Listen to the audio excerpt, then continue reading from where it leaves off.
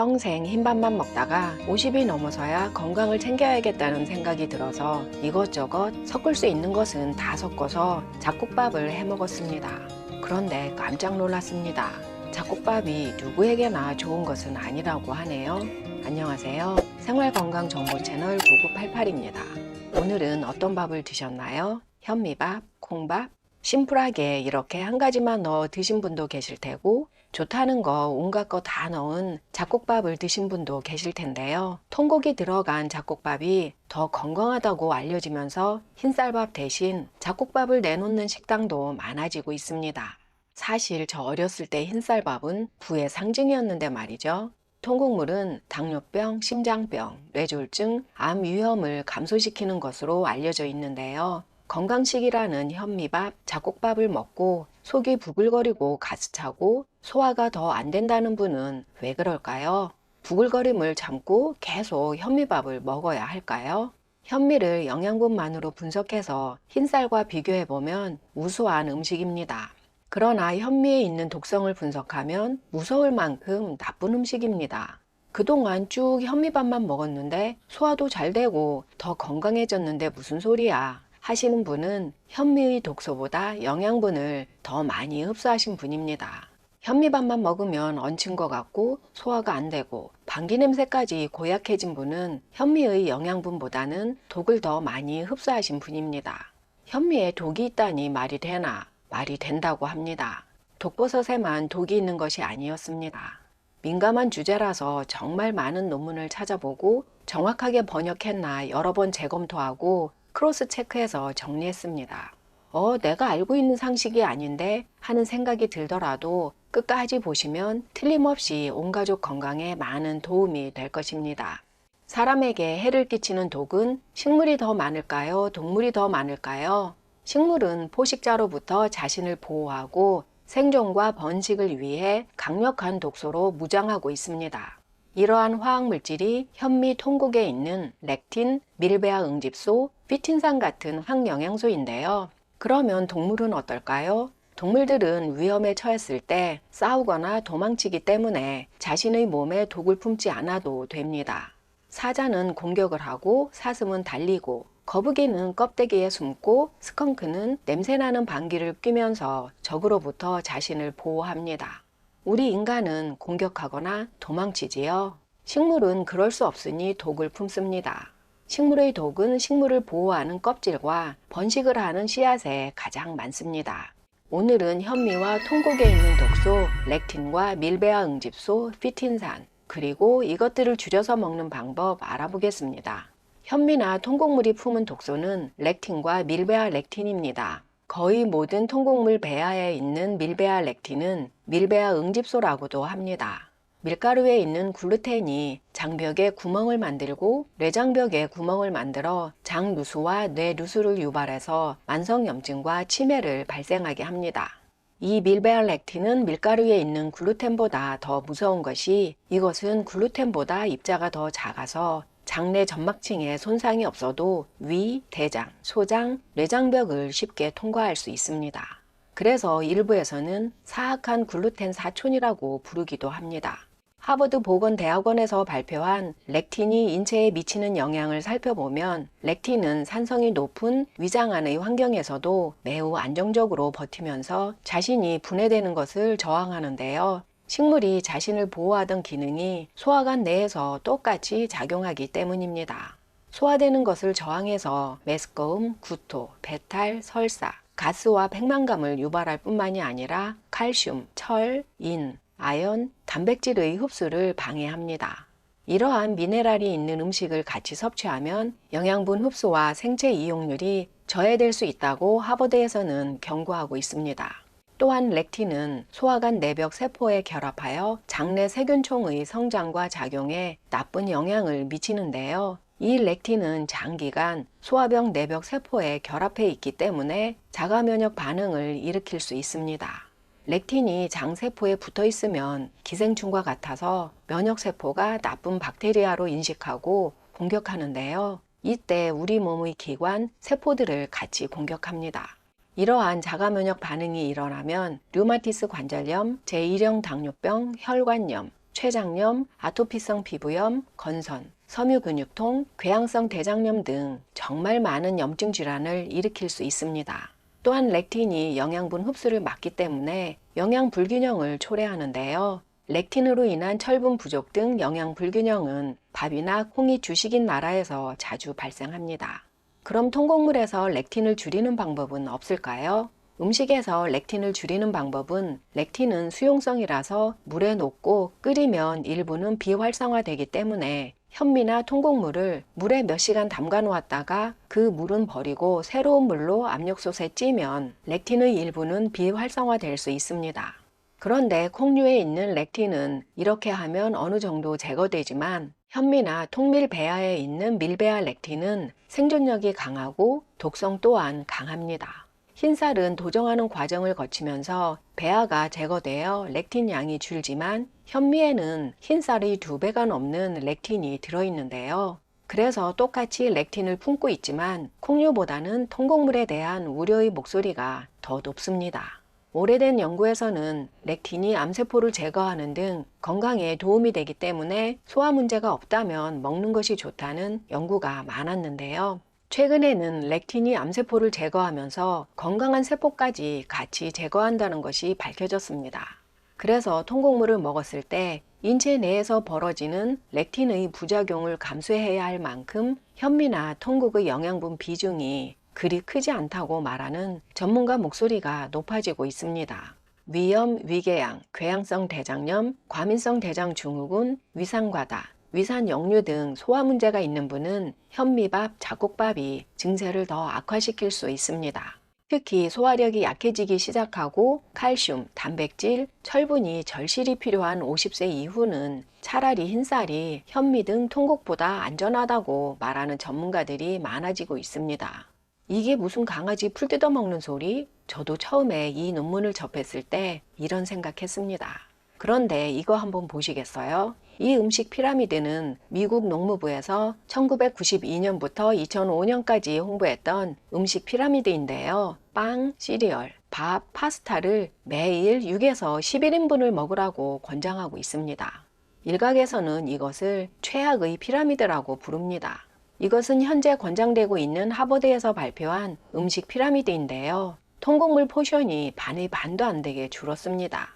이렇게 식품과학은 계속 연구되고 발전되어 새로운 정보가 쏟아지고 있습니다. 새로운 정보에 눈을 뜨고 귀를 기울여야 더 건강할 수 있습니다. 통곡 중에서도 현미가 가장 나쁘다고 하는데요. 현미의 또 다른 독소는 비소입니다. 계속 충격적인 정보만 말씀드리게 되어 안타까운데요. 현미의 비소 함량은 매년 높아지고 있습니다. 거의 모든 동식물에는 비소가 조금씩은 들어있는데요.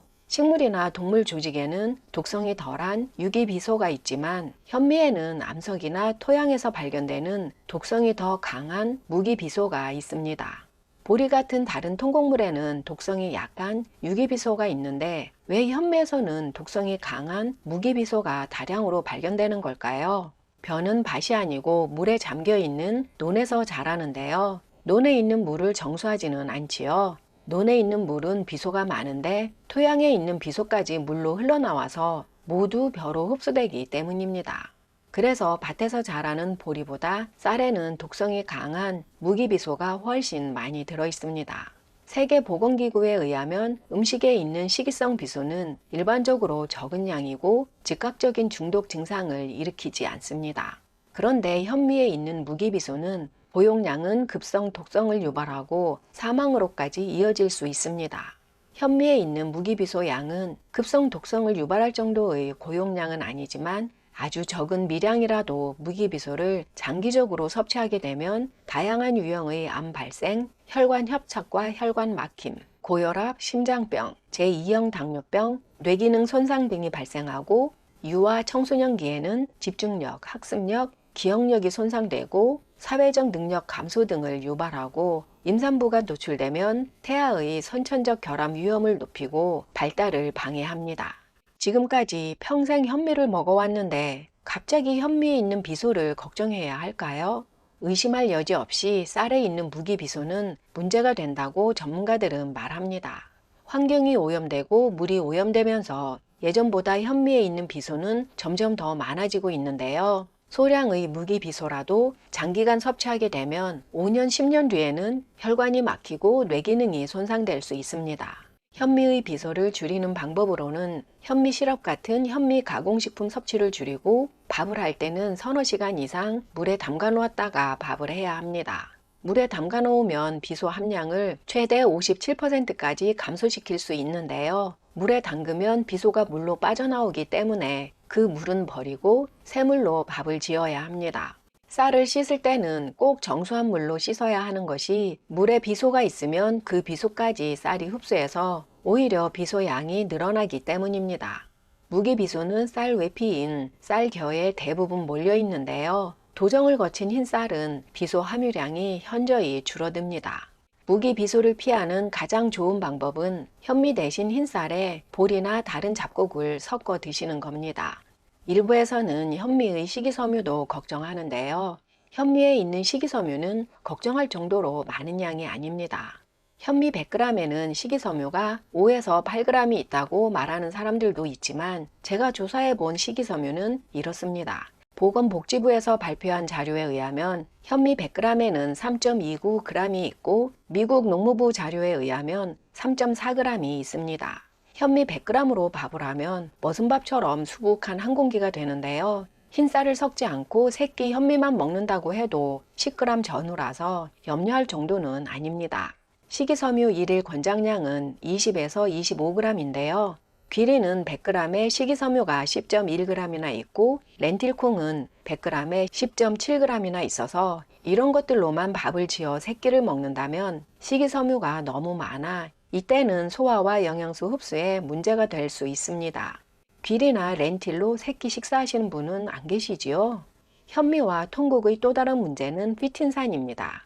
피틴산은 견과류, 콩류, 곡류에 많은데요. 단백질, 아연, 철, 칼슘 등의 미네랄 흡수를 방해합니다.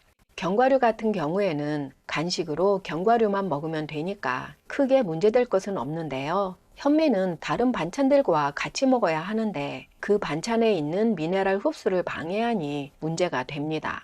흰쌀에는 피틴산이 0.1에서 1.1%인 반면 현미에는 최고 80배가 넘는 2.6에서 8.7%까지 포함되어 있기 때문에 하루 3끼를 모두 현미밥으로 계속 드신다면 철분 결핍과 근육 손실을 유발할 수 있습니다. 현미나 콩에 있는 피틴산을 줄이는 방법은 밤새 물에 담가 놓았다가 그 물을 버리고 요리를 하면 어느 정도는 피틴산을 제거할 수 있습니다. 그렇더라도 혹시 남아있을 피틴산이 철분, 단백질 흡수를 방해할 수 있는데요. 숨이 가쁘고 손발톱에 줄이 생기면서 손발톱 변형이 되는 등 철분 결핍 증상이 있는 분은 증상이 더 심해질 수 있고 평소에 철분, 단백질 흡수를 방해하는 탄닌이 많은 차나 커피 많이 드시는 분들은 잡곡밥까지 드시면 철분 결핍, 근손실이 더 쉽게 발생할 수 있습니다. 이런 분들은 가능한 한 잡곡을 줄이는 것이 건강에 더 이롭습니다. 현미를 샀는데 쩐내 비슷한 냄새가 나는 경험을 해보신 적 있나요? 흰쌀과는 달리 도정을 많이 거치지 않은 현미 겉표면은 불포화 지방산으로 덮여 있는데요. 이 불포화 지방산이 공기 중에 노출되면 아주 쉽게 산화됩니다. 산화된 지방은 쉽게 산패되는데요. 산패된 기름은 인체 내에서 활성산소를 증가시켜 세포 변형을 일으키는 더 이상 음식이 아닌 독이라고 보시면 됩니다. 현미를 살 때는 도정된 날짜를 꼭 확인하셔서 최근에 도정된 제품을 구입하셔야 합니다. 참고로 흰쌀은 완전히 깎아냈기 때문에 지방산이 아예 없습니다. 흰밥만 먹기에는 좀 싱겁다 하시는 분은 현미보다는 수수나 기장을 섞어 드시면 맛도 좋고 건강에 더 이롭습니다. 기장이나 수수도 피틴산은 있지만 렉틴도 없고 비소도 없고 글루텐도 없습니다. 수수는 단백질이 높기로 유명한 키노아만큼 단백질이 많고 미네랄, 항산화제, 섬유질이 풍부해서 변비 예방, 콜레스테롤 저하, 혈당 수치 안정에 도움이 됩니다. 기장 또한 수수 못지않게 효능이 풍부한데요. 섬유질이 많고 페놀, 카테킨 등 항산화제가 풍부해서 변비 예방, 콜레스테롤 저하, 혈당 수치 안정에 역시 도움이 됩니다. 그래도 꼭 현미나 이것저것 모두 섞어서 드시고 싶으신 분은 흰쌀과 잡곡이 최소 7대3은 되어야 하고 잡곡을 밤새 불린 다음 그 물은 버리고 한 번 더 삶아서 그 물도 버리고 밥을 하는 것이 렉틴, 피틴산, 비소 등을 제거하는 데 도움이 되고 잡곡밥을 드실 때는 내 입이 방앗간이다 생각하시고 꼭꼭 뭉개고 이겨서 죽을 만든 다음 삼키는 것이 소화 흡수에 도움이 됩니다. 오늘은 현미와 통곡이 건강에 미치는 나쁜 영향과 항영양소 제거하고 먹는 방법 알아보았는데요. 제대로 알고 바르게 먹으면 온 가족이 건강하고 인생이 행복합니다. 영상이 도움이 되셨나요? 소중한 지인과 이 영상 공유해 주세요. 좋아요, 구독, 알림 설정 부탁드립니다. 99까지 88한 중년 9988이었습니다. 더 유용한 영상으로 다시 뵙겠습니다. 끝까지 시청해 주셔서 감사합니다. 건강하고 행복하세요. 평생